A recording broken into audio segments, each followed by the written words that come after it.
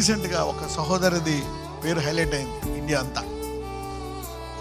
ఆమె ఒక మాట చెప్పింది, అది చాలా నచ్చింది.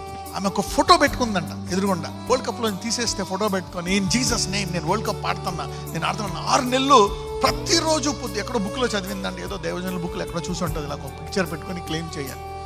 అది పెట్టుకొని 6 నెలలు నేను వరల్డ్ కప్లో, ఆమె తీసేసాను, నేను వరల్డ్ కప్లో ఆడుతున్నా అని క్లెయిమ్ చేసింది.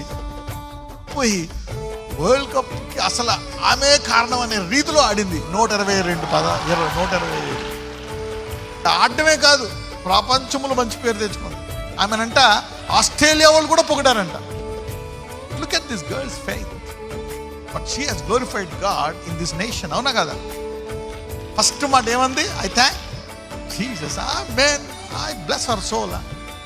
అలాగా ఈ అబ్రహామిక్ బ్లెస్సింగ్ ఈరోజు మెసేజ్ తీసుకొని రాసుకోండి. అక్కడ పిక్చర్ ఫోటో పెట్టుకొని కొన్ని పాయింట్లు రాసుకోండి. మీ జీవితంలో దేవుని వాక్యాన్ని జరగండి. కొన్ని గోల్స్ పెట్టుకోండి, కొన్ని విజన్స్ పెట్టుకోండి. 6 నెలలు లేదు, 3 నెలలు లేదు, 6 సంవత్సరాలు అయినా మీరు అలాగా దాన్ని కేంద్రీకరించితే అవన్నీ మీ జీవితంలో దేవుడు అడుగు వాటికంటే, ఊహించు వాటికంటే. నేను see the claiming. World cup నుంచి తీసేసిన ఒక ఫోటో పెట్టుకుని, అలాగే మీరందరూ ఈ రోజు నుంచి దీన్ని క్లెయిమ్ చేయండి. The blessing of Abraham, what I am teaching today. You will have a good finish. Hallelujah.